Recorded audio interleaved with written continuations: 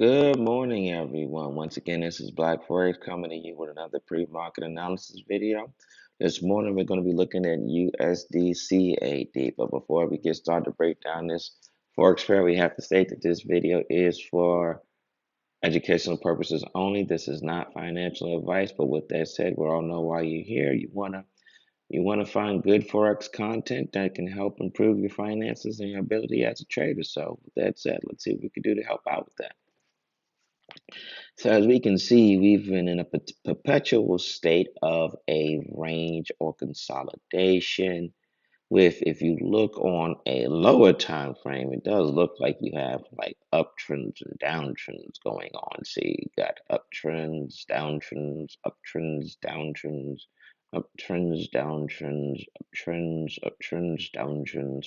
You have that going on, but in actuality, this is what's actually happening. Price has just been bouncing between 2 points here and here. Okay, and there's several reasons for that from a fundamental standpoint. First of all, as we discussed in previous videos, that we know that the USD, the American economy is suffering from inflation. So this puts an overall dark cloud around the American economy, which puts a inherent weakness into the USD until this inflationary period is over for our economy. Also, we also have another due complexity happening within USD when it's been acting as a non-traditional safe haven. Once global panic markets start, due from when the Ukrainian-Russian incident starts to move towards a European to possible global one, the USD has acted as a non-traditional safe haven. Okay. Now, the Canadian dollar has almost been like a lukewarm type currency. It hasn't been very strong, but it hasn't been very weak either. But being that there is a correlation between the Canadian dollar and oil prices, that also too has been given an inherited strength as well, despite good news or weak news that's been coming out about the Canadian dollar.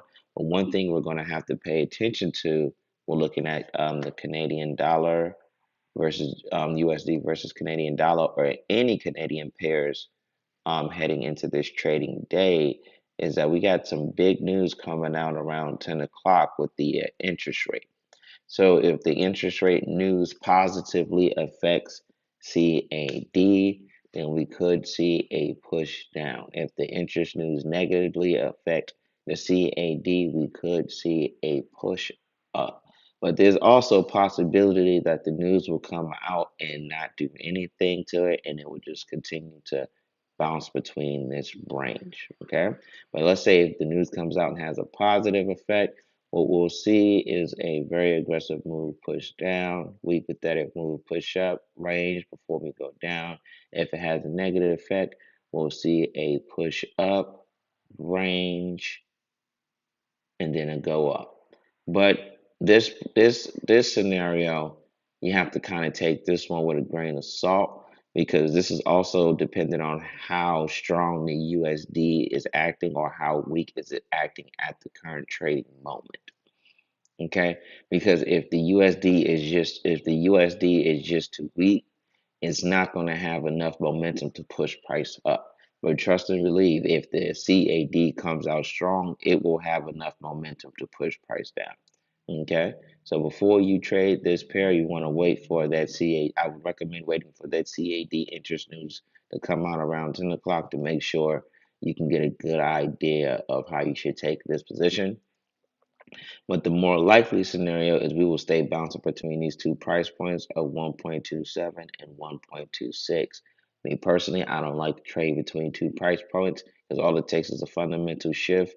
And let's say you're in a sell, you have a fundamental shift in which the CAD starts to become weaker and the USD starts to become stronger.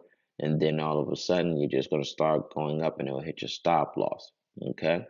Now, let's say that you're in a buy and you're going up, and then all of a sudden the USD just becomes much more significantly weaker than what it has been, and the CAD becomes much more stronger. You will just definitely, you'll be in your buy, then it will just start crashing down and it hits the stop loss. So you don't want to be stuck in that scenario. Okay. I hope that information was helpful for you guys. Happy trading.